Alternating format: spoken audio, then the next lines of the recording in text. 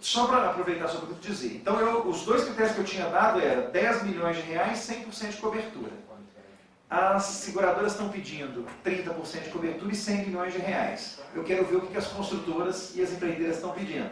Para a gente entender todo mundo. Fala, Matheus, mas tem que ouvir? Tem, gente. Tem que combinar com os russos nessa hora. Não dá para falar assim, não, nós vamos fazer aqui na base da marreta. Não vai funcionar. Eu falo, mas aí a seguradora que se vire. Não, ela não vai oferecer o seguro, gente. Já não é obrigada a oferecer o seguro, não. Faz de qualquer jeito, ela fala, eu não vou oferecer apoio. Vocês vão ficar sem contrato. Ele copia e cola a lei lá dos americanos. É mais ou menos isso que eu estou tentando. Só que, infelizmente, algumas coisas, por exemplo, lá é 100% para qualquer. Nas obras federais é para qualquer obra. Então, se é 1 milhão, 2 milhões, 3 milhões, não tem para qualquer obra. 100% de cobertura.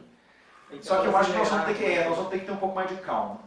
Gente, a lógica era que o contrato, obviamente, por toda a sua vigência, tivesse a cobertura, por isso que a gente fala de 100%. Mais uma vez eu repito, tomar cuidado, não é cobrir 100% do valor, é cobrir 100% da execução.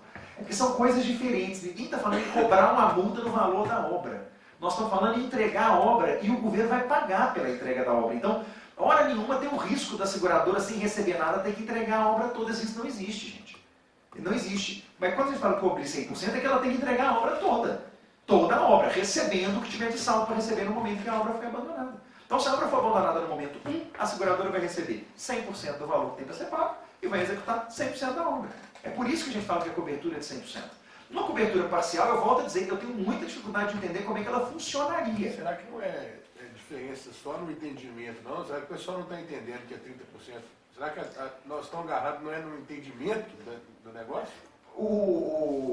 Pode ser, mas algumas pessoas são muito agarradas aos seus próprios conceitos. E aí nem sempre é fácil ter essa conversa. Assim. A pessoa fala, não, mas é 100% de risco. Eu falo, não é, você vai receber o valor.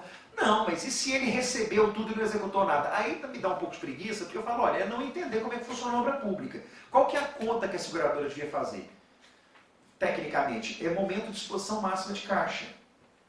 Ela olha e fala, qual que é o momento dessa obra que eu vou estar mais exposto? Ou seja, o governo vai ter pagado mais e recebido menos. Esse é o maior risco que ela corre, gente. O maior risco. Se a forma de pagamento for bem casada e ela estiver acompanhando a execução, o risco dela é sempre muito pequenininho, porque o governo só pagou o que foi executado, o que não foi executado ele não pagou. Na hora que ela assume, ela recebe o que falta para executar. Só que, olha, eu vou te falar uma coisa, explicar isso para um cristão não anda fácil não, viu? Tem hora que eu tenho vontade de partir para o outro lado da mesa e dar uma porrada. Eu falo, presta atenção no que eu estou falando, menino. Não. Até porque para a seguradora isso é o mercado, Bernardo. É o mercado. Mas alguns têm dificuldade de entender porque eles estão na cabeça deles com o seguro garantia. Então ele fala, o seguro garantia é eu pagar o valor. Eu falo, não é isso que nós estamos discutindo, pelo amor de Deus. Normalmente, só para ficar claro, como é que é? O cara executa a obra média paga, executa a média paga, então ele é assim que funciona os contratos.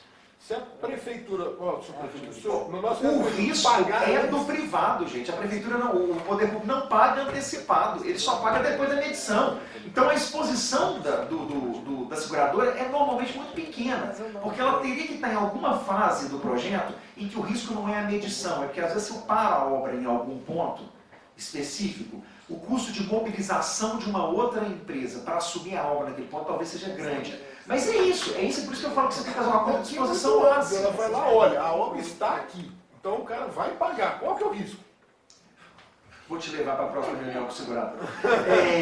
Bom, gente, eu queria terminar dizendo para vocês que os 3 resultados que a gente espera com isso são, obviamente, uma execução dentro do orçamento planejado, uma entrega dentro do prazo combinado e um controle efetivo de qualidade. Então, são esses 3 pontos. Eu estou falando de orçamento sem claims adicionais, eu estou falando de prazo cumprido e eu estou falando de qualidade contratada.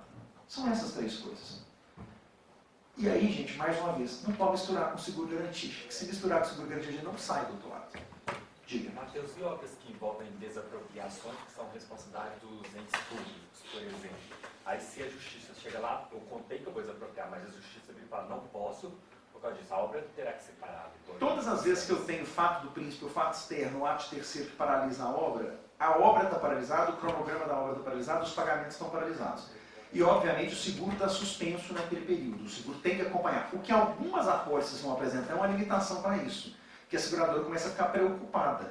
Agora, sinceramente, isso não é ruim, porque isso põe um pouco de pressão no poder público para que ele ganhe agilidade. Porque o aviso que a seguradora vai dar fala, se vocês não conseguirem resolver isso em tanto tempo, o seguro vai cair. Ah, mas... Estou te avisando, o seguro vai cair. E aí? E aí a minha opinião é que nesse caso o poder público devia rescindir o contrato. Falou, não deu certo, começa de novo. Ah, Matheus, mas é custoso. Mas é pressão para eficiência, gente. Eu volto a dizer, isso tudo é uma forma de educar. Você vai educando na base da chicotada, infelizmente, o poder público, a construtora, o particular que acompanha, para que as coisas comecem a andar um pouco melhor. Os resultados, obviamente, gente, esperados são dos mais diversos. Né? No fundo, o que a gente quer é que lá na frente a gente tenha um sistema um pouco mais eficiente. O grande desafio é quebrar a cultura das obras públicas brasileiras. Eu vejo que a maior parte das pessoas que falam comigo, Matheus, não faz, não vai dar certo, as pessoas têm uma lógica muito enraizada do jeito que a gente faz as coisas. Eu vou dizer para vocês, não está funcionando. O jeito que nós fazemos as coisas não está funcionando. Então está na hora de tentar alguma outra solução. Chega, gente, de ficar preso no jeito que a gente sempre fez, como se esse país fosse um país exemplo em termos de obra pública. A gente fica apegado à tradição quando ela funciona.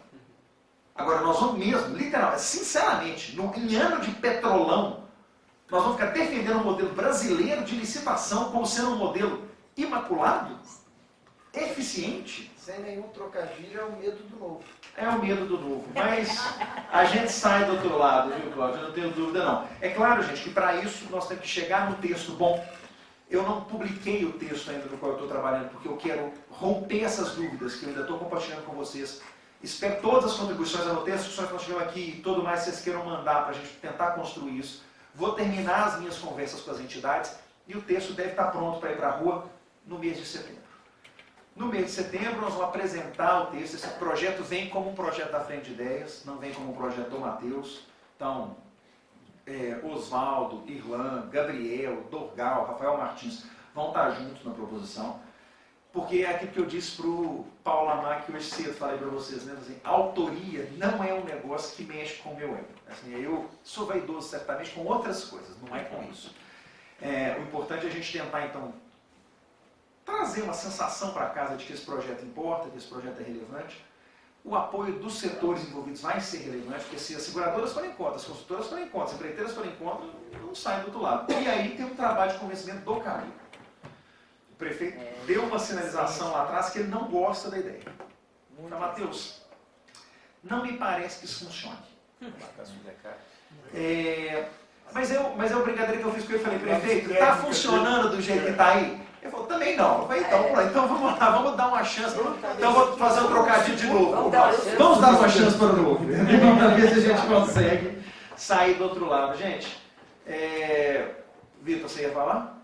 Existe alguma outra alternativa apontada pelo segurador, a não ser essa de que tem que começar a partir dos 100 milhões? Não. Aliás, as seguradoras, as que entendem do assunto, são a favor da implantação da lei. Elas só fazem a restrição porque elas queriam uma implantação gradual. Algumas seguradoras, especialmente alguns corretores de seguro que não conhecem, eles têm um pouco de medo do seguro. Eles olham e falam, esse negócio, como é que precifica isso? Porque realmente, a gente nunca viram funcionando. Então, assim, eu entendo, uma certa preocupação que faz todo sentido. Porque eles é que vão ter que comercializar esses seguros. Fazer cálculo, discutir com as seguradoras, negociar com as empresas, pedir as garantias. Então, assim, há uma certa preocupação, mas do lado do mercado segurador, eles acreditam no modelo que eles já viram funcionando em outros lugares. As resistências mais duras de quem fala não vai funcionar são lá no setor da construção. É por isso a importância da gente trazer para perto da discussão as entidades de classe. E se a graduação for, em vez de ser 100% do valor da obra total, ser 100% da medição? Será que os caras não assustam menos, não? O problema é que a medição... 100% da fase medida. Pois é, o problema é que a medição, eu não tenho na hora de licitar um compromisso. Se eu quiser executar 100% da...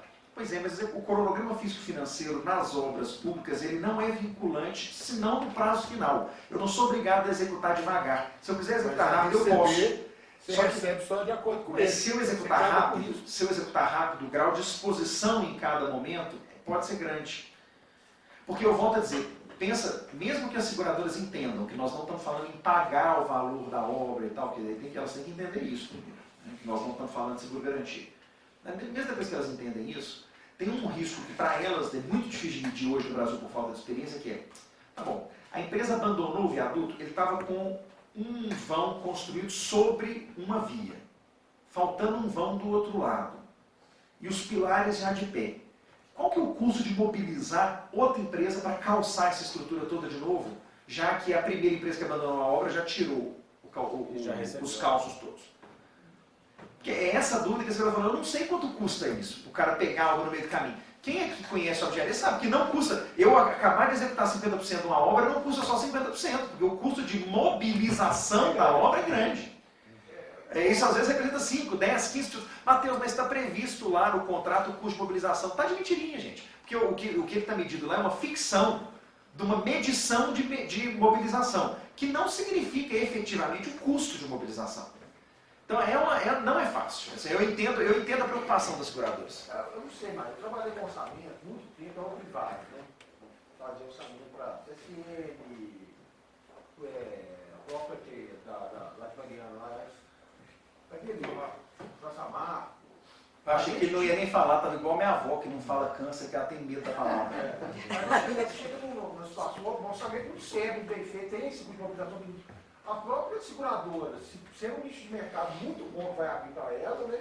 Mas é por isso que eu tenho certeza que com o tempo ela se adapta, gente. Porque o mercado é bom. A gente está falando de um mercado novo pela seguradora. Qual que é o motivo para a seguradora? Você conta isso. Ela pode criar o setor de orçamento dela. Ou ela contratar quem faça fiscalização e orçamentação. É isso. Volto a repetir que os bancos têm uma boa expertise em acompanhamento de obra. Em orçamentação também, nesse ponto. Também. Que inclusive a análise do projeto passa até por uma análise crítica do próprio orçamento. Então, A tecnologia já está aí, né? caso você queira conhecer e marcar alguma coisa Eu lá, quero. Tá, então nós vamos aí, ó. Porque eu quero entender melhor, até para eu ter contra-argumento quando o povo fala, não tem como, fala, gente, advogado, né? É fácil falar para mim que não tem como fazer alguma coisa, né? Porque efetivamente o meu conhecimento sobre obra é todo teórico, né? Aí você pode até ter uma concorrência sadia entre banco e seguradora. E se conseguisse comprovar que esse 100% de execução não ultrapassa os 30% da garantia, que é a diferença de conceito, seria mais fácil de...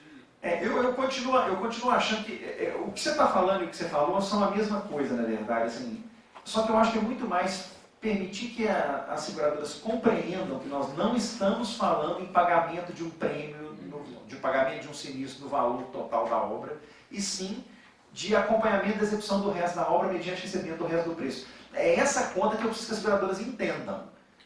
Porque na hora que elas falam de 30%, eu volto a fazer a pergunta, falando, e como é que você executa uma obra se você só cobre 30% da obra? Eu acho que esse 30% pode ser entendido de uma outra maneira também.